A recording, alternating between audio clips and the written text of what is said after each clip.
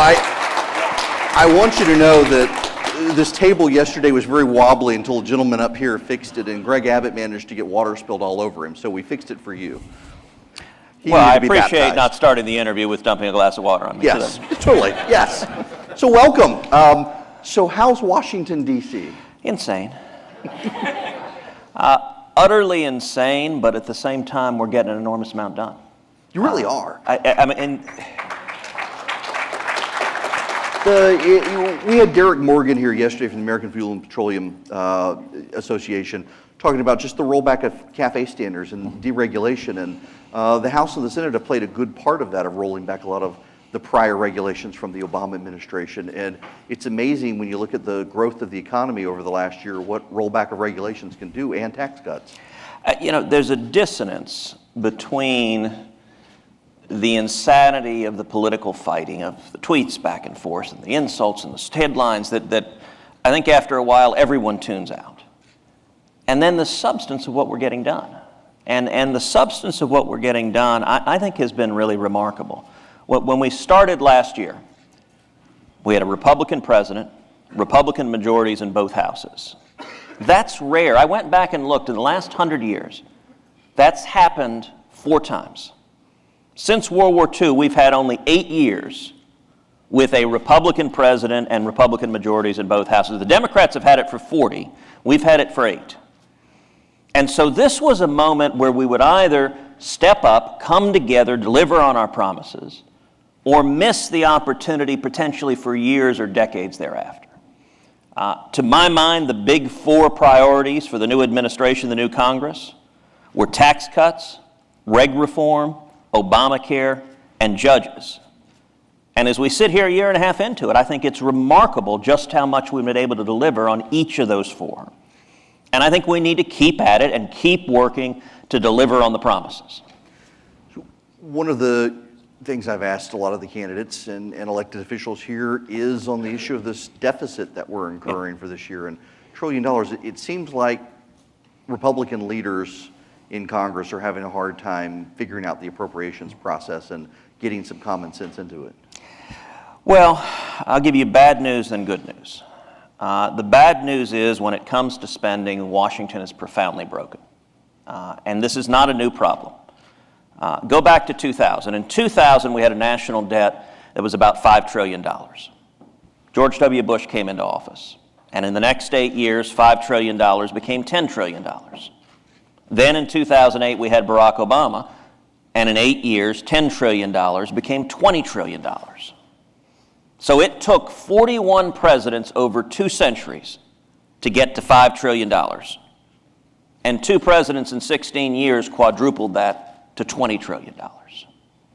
I think the gravity of the threat from the debt is severe, but the problem is it's not just the presidential leadership on that. The problem is Congress as well. That the way you reach a bipartisan agreement in Washington is you sit everybody together and you say, we'll spend for your project, your project, your project, your project, your project, your project, done. And that's how you get $1.3 trillion. That's the culture of Washington. So on the $1.3 trillion omnibus that passed a few months ago, that had 70 some odd votes. For a bill like that, you get all the Democrats and half the Republicans. That fundamental dynamic is broken. Now, how do we fix it? There's several ways we can fix it. I think the most important way to fix it structurally is term limits. And I'm the author of the Term Limits Constitutional Amendment, which I think we need to take up and pass and limit everybody. I think a federal balanced budget amendment is incredibly important. Virtually every state manages to operate and balance their books with a balanced budget amendment. There's no reason the feds can't. But I think beyond that, you need leadership to take on spending cuts, and in particular to take on entitlements. If you're not willing to step forward and reform entitlements, which are driving 2/3 of the spending, you can't turn it around. And right now, there is not that leadership in Washington. The administration, the president campaigned against any entitlement reforms. That makes it very difficult then to get momentum behind it. I don't think we're likely in this administration to see significant title reforms, given that the White House. So, and the University of Texas isn't even back in session yet. I do wonder, Eric, if anyone could maybe buy a protester like that a dictionary, because the word coward. It reminds me of the Princess Bride. You keep on using that word. I do not think it means what you think it means. Amen. It seems to me the very definition of cowardice is standing up and screaming like a child and being afraid to engage in any substance, not knowing any substance, which is why you're afraid to engage in any substance, and just yelling, Russia, Russia, Russia, which is what I guess the fever swamps on the left have told him. The irony, of course, is that 8 years of Obama were 8 years of absolute appeasement. I think he used bootlicking. Mm-hmm. We saw 8 years of bootlicking for Vladimir Putin. But they reset the relationship with that button from Staples. Which they spelled reset incorrectly, yes. As you know. And you want to talk about collusion, our friends, the networks, actually have Russia collusion of the president on live feed. When Obama leaned over and said, tell Vladimir I'll have much more flexibility after the election. Yeah. But what you saw there, it's not about Russia. That young man, bless his heart, couldn't tell you a thing about Russia, has no idea. He's just angry, and Russia is the latest thing they're screaming. That anger, by the way, is dangerous. Look, the folks gathered here were across the center-right spectrum, conservatives, libertarians. Every one of us needs to be taking this November election deadly seriously.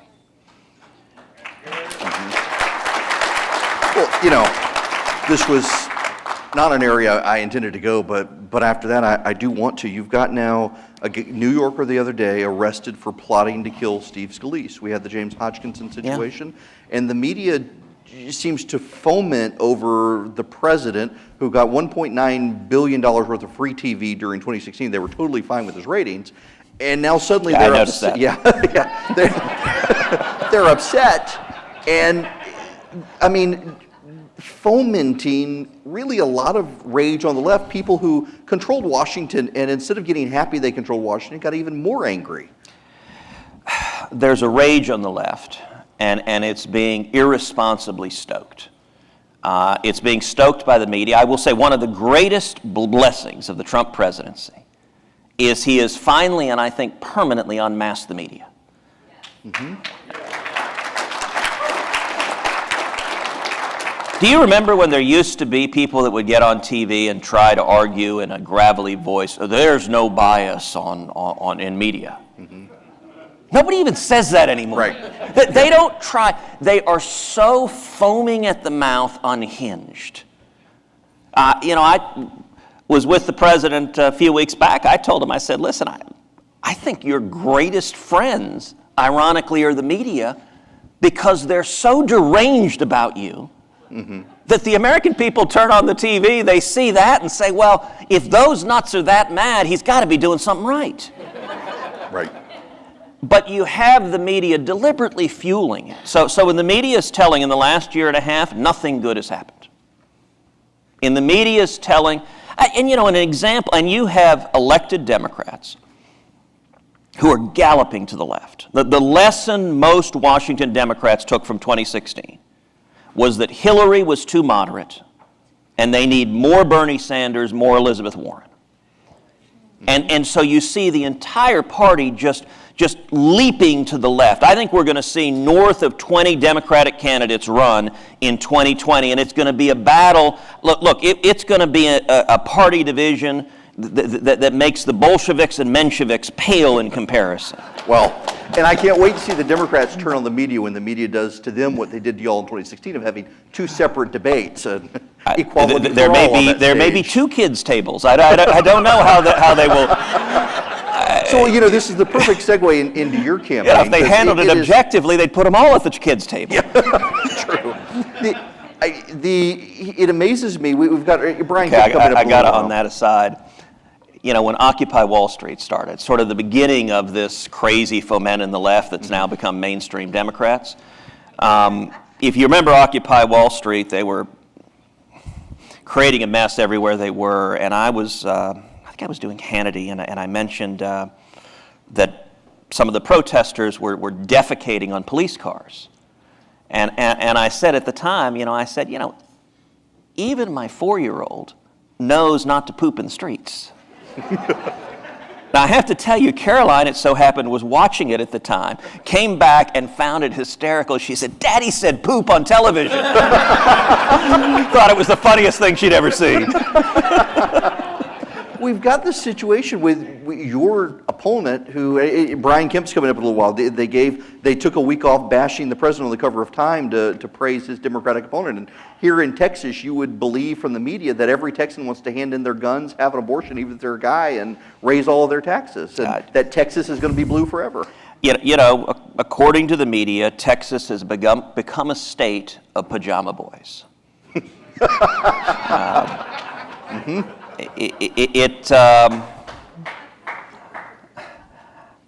I was doing an interview recently, don't ask me why, with GQ, who is doing this soon-to-be published glowing profile I'm sure. on my Democratic opponent. I did ask the reporter, so are you asking me to model in GQ? Is that what this is? Or just to have the snippet so you can say you quoted me and then have everything else? And I actually explained, I said, you know what? The readers of your magazine are the demographic my opponent wants. That's exactly it. But what most of the elite media doesn't understand is there's GQ America and there's Field and Stream America. And Texas, thankfully, we got a lot more of the latter and a lot less of the former. Yeah. But that divide is a real divide. And, it's not healthy in our country for these divisions to be as ugly, to be as nasty, to be as hateful as they were. Now, listen, all of us gathered together when Obama was president. We disagreed with what Obama was doing. But, I remember Trump's inauguration, seeing all these young people with hats and shirts that said, "Not my president." As much as I disagreed with Barack Obama, as much as I thought his policies were harmful, he was always my president. Every day he served in office, he was the president of the United States, and I respect the office and the democratic process that elected him. And, you see the fever pitch to impeach the president. Mm-hmm. Listen, as bad as I thought Obama was, I didn't call for him to be impeached. I wanted him to be defeated at the ballot box. I wanted his bad policies to be rejected. But this deep polarization, this hatred, when Trump went to Helsinki and did a press conference with Putin.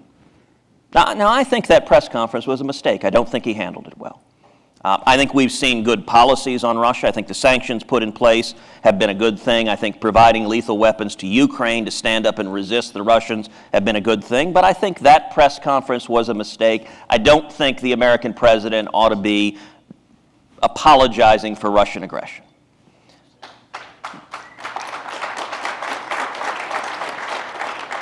That being said, the Democratic response to it was thoroughly unhinged. Mm-hmm. It was most captured by John Brennan, who began bellowing that Trump had committed treason. Now, Brennan is not just a fly-by-night individual. He was the former head of the CIA. Treason is a capital crime defined in the United States Code and punishable by death. No, having a foolish press conference with the head of Russia is not treason. And for the former Democratic officials to be ratcheting it up to that rhetoric, listen, it contributes to that environment. It's not good for our country. And I'll tell you, on our part, we have a responsibility not to respond in kind. Not to respond with the same anger and hatred back, but to instead respond with reason, with facts. It's an amazing thing. The people screaming, while they're screaming, they're looking around and everyone around them is getting a job.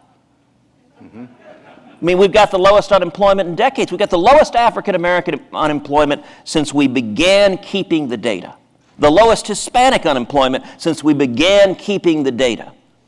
That substance matters, and so I think we need to be happy warriors, cheerful and have fun with it.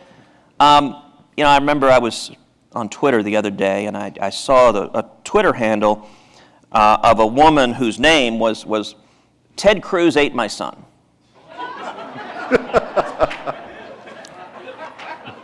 And I almost tweeted, in fact, I typed it out. He was delicious. And my team stopped me. They pulled me back and said, no, don't do that. But just, lighten up and have some fun. According to Austin Powers, baby is the other white meat. Get in me tummy! Yes.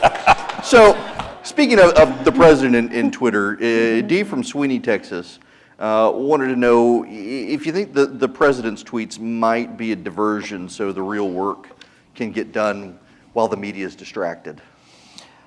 I think they may be operating that way. I don't think that's the intent. I've never followed the people that explain nine-dimensional chess stuff. I don't think that's what's happening. Look, the president says a lot of things I wouldn't say. He has no intention of changing. And so from my perspective, we're all familiar with the Serenity Prayer. There are things I can change, there are things I can't. And here's my approach in Washington. I'll be walking down the hallways in the Capitol, and reporters will descend upon you, and inevitably they'll ask about whatever the latest outrage of the day is. And my standard rule of thumb, I say I don't comment on tweets, and I won't comment on the random comment of the day.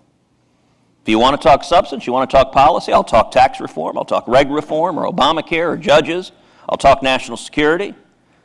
But now, what I'm not going to do is go out and defend the indefensible. I think there are some Republicans who are just beclowning themselves and defending things that we shouldn't be defending.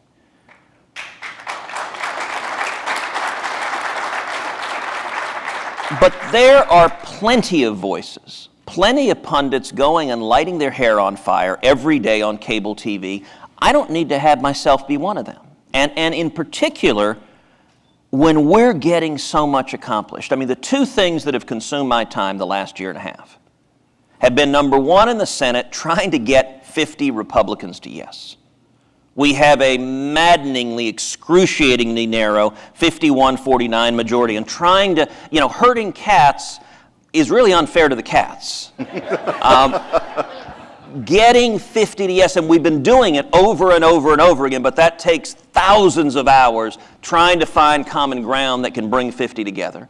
And then the other thing I've been spending an enormous amount of time doing is trying to do everything I can to encourage the president, to encourage the administration to go in a positive direction and not a negative direction. And I have been amazed and deeply gratified at just how frequently the administration has been making the right decision, in many instances, the courageous decision, and it's making a real difference for the country.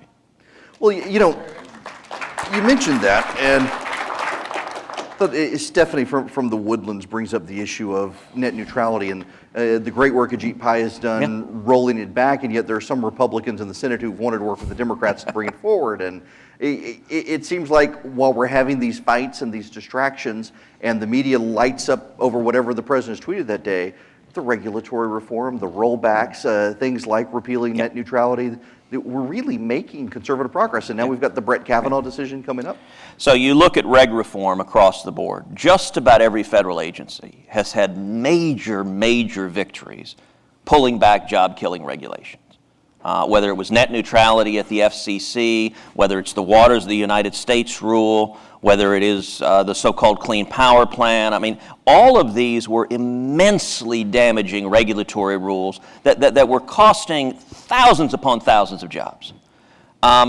Those victories are important, and they're moving forward every day.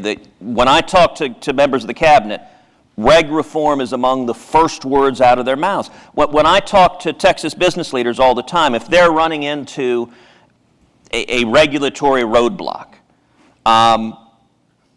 it used to be under the Obama administration, I'd write a letter saying this rule doesn't make any sense, and the reason you'd write a letter is because the administration didn't care what we had to say, so you just sort of make the point publicly to at least have some catharsis of saying it.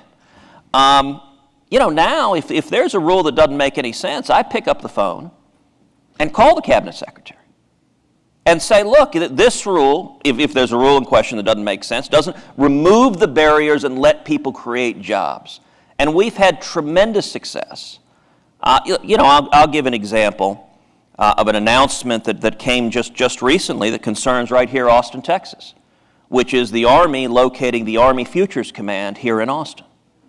That is a big, big deal. That is an announcement that is going to have an impact on Texas for decades to come. And you know, it was the final process. It was down to Austin. North Carolina was very much in the mix. Boston was very much in the mix. And I spent a fair amount of time with the Secretary of the Army, the Undersecretary of the Army, making the case this needs to be in Austin. And I said there's no other city that has the combination of, number one, the talent pipeline coming from the University of Texas system. The UT system gave the Army the entire 12th floor of their system building, the top floor of the building, plus the high-tech community, the Capital Factory here, which is an incubator of all these high-tech startups. The Army Futures Command is going to have 25 to 30,000 square feet there so that the Army leadership is working there with the tech entrepreneurs, combined with Texas's love of and support for the military. I said there's no other place that brings all of those together. You know, they're looking at Boston. I said to them, really, you're going to have Elizabeth Warren as your champion? And I'll confess, they laughed out loud. I mean, that announcement, it means here in Austin 500 jobs immediately. But the Army Futures Command is tasked with modernizing the entire U.S. Army, how the Army fights wars of the future, what weapon systems we use, what strategy we use, how we engage in the changing war field. And the impact for Austin also is one of the points one of the senior Army guys made to me. He said, you know when you're at Dulles Airport outside D.C. and you see all these high-tech companies, defense contractors that have grown up around that, he said, that's going to happen to Austin within 10 years. Because if you're a startup business engaged in new technology that you want to have be part of where the Army's going in the future, it ain't rocket science that you're going to be near where the decision makers are making that are assessing the various options. So that was a big, big victory for Texas and for Austin, and that's something where in the Obama administration, I almost surely would have written some public letters and they would have located it who knows where, but it wouldn't have been here in Texas. So I'm gratified at the decisions that are being made in the agencies that are having a big and positive impact on Texas and on jobs. So last question for you here as we wind down. You do have a campaign this year. Yeah. The media would love to say that you're going to be beat, and Greg Abbott's that Texas is going blue. We're going to about slightly less than half the crowd is from Texas. We'll be voting for him. Majority of the crowd here, they're from other states, but what can they do for Ted Cruz? Well, let me answer that in two parts. Let me start by saying we do have a real race here, and we are taking it deadly seriously. My opponent in the race, Congressman Beto O'Rourke, usually in Texas, when a Democrat runs in a general election, they at least pretend to run to the middle. They at least pretend to be moderates. That's not happening here. He is running hard left. He's running like Bernie Sanders, far to the left. So on taxes, he voted no on the tax cut and wants to repeal it and raise everyone's taxes. On regulations, he supports the Obama job-killing regulations that hammered the living daylights out of Texas, that hammered oil and gas and energy and farmers and ranchers in Texas. On health care, he supports Obamacare, and not only that, wants to expand it to full-on socialized medicine to put the federal government in charge of your health care. On guns, he's tweeted out to the world how proud he is that he has an F rating from the NRA. Not a D-, not a D and F. I promptly retweeted him.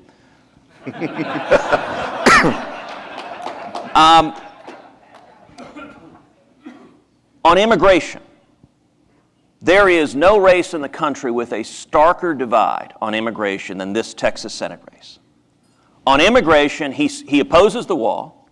In fact, he says we have too many walls and fences on the borders already. We need to tear down the ones we have. He supports sanctuary cities. He says he's, quote, open to abolishing ICE. And then when he got pressed on it, he doubled down and said, well, maybe we shouldn't just abolish ICE. Maybe we should also abolish the Department of Homeland Security. On Israel, he has the most anti-Israel record of any Democrat running for the Senate in the country. He was one of 8 members of the House who voted against Iron Dome missile defense funding. when Hamas was raining missiles down on Israel, virtually every Democrat was willing to support Israel. 8 of them said, no, we won't. On Twitter, someone tweeted, "Thank you for standing up to Israel's atrocities." Congressman O'Rourke retweeted that person. And then 37 minutes later deleted the retweet, I guess realizing maybe he shouldn't say such things publicly. He boycotted Prime Minister Netanyahu when Netanyahu spoke to both houses of Congress. And he is the only Democratic Senate nominee in the country to explicitly have come out for impeaching Donald Trump and to say categorically he would vote yes to impeach Trump. Now, despite the fact that he is running hard left, many of those positions are to the left of Elizabeth Warren, he is the #1 Democratic fundraiser in the country.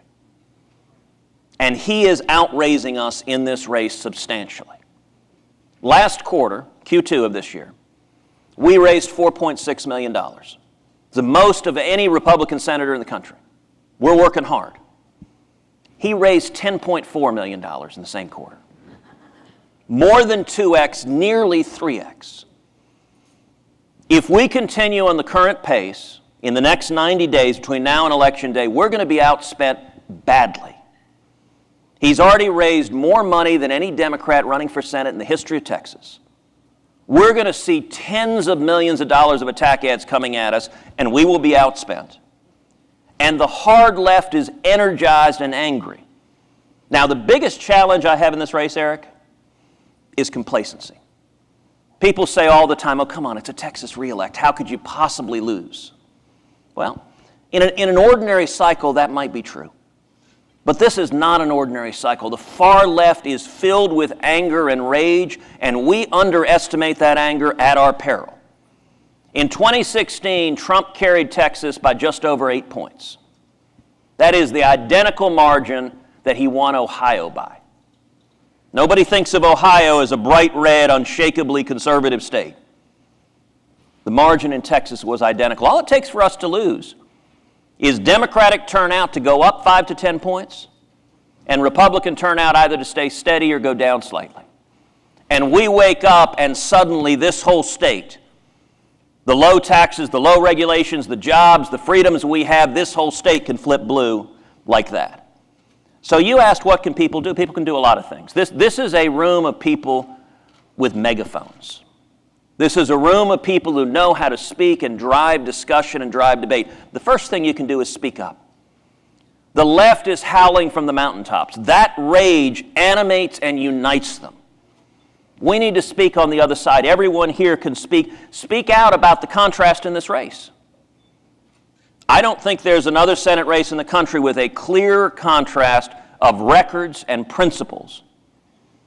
And for Texas, the good news in Texas is there are a lot more conservatives than liberals. If we turn conservatives out, we'll be fine in Texas. But there were 3 polls came out in the Texas Senate race this week. One showed it as a 6-point race. One showed it as a 4-point race. One showed it as a 2-point race. Now, there's reason to be skeptical of those polls.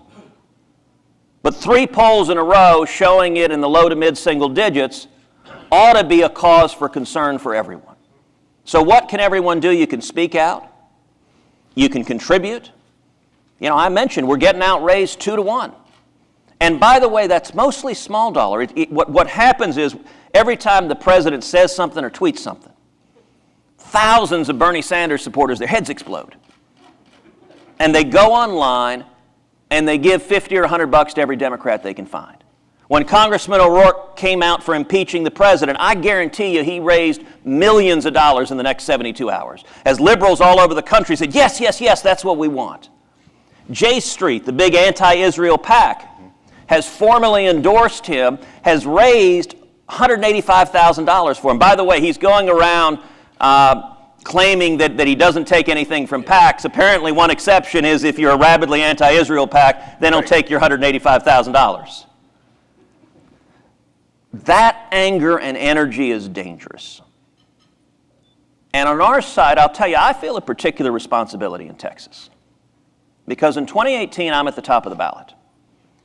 If we do our job, And there are a lot of activists here that know exactly how to identify, mobilize, turn out conservatives. If collectively we do our job, we'll do fine up and down the ballot. We'll win congressional races, we'll win state legislative races, we'll win judicial races. But if we don't do our job, and the danger is not a bunch of conservatives voting Democrat, the danger is they stay home.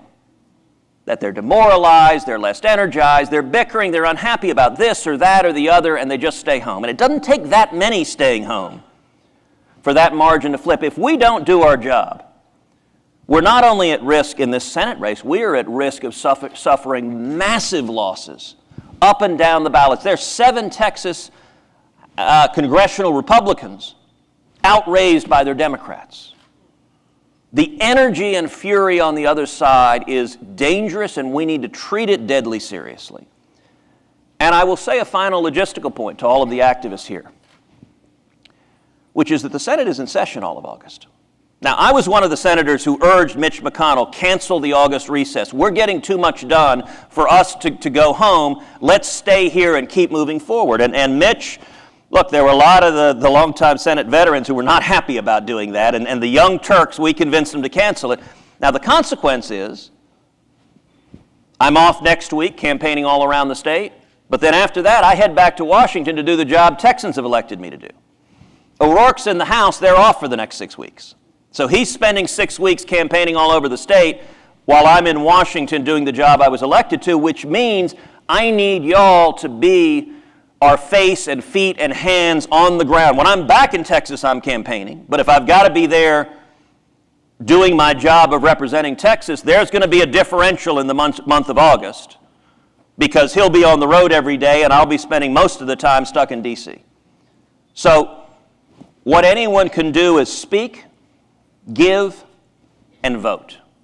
Mobilize voters to come out, to energize, and volunteer. You know, we've got an app you can download on your phone that will let you call from your house. Even if you're not a Texan, by the way, you can download the app. We have conservatives all over the country that are calling. Our app will dial up target voters in Texas that you can call and say, listen, this election really matters. Will you please come out and vote? And the multiplier effect, the amplifier effect of the men and women in this room is enormous. And so I just want to close by saying thank you. Thank you for being patriots and for believing in freedom so much that you pour everything you have into defending it, because you're defending your freedom, my freedom, our kids' freedom. You're defending the country, and it's a real privilege to be standing and doing so beside you.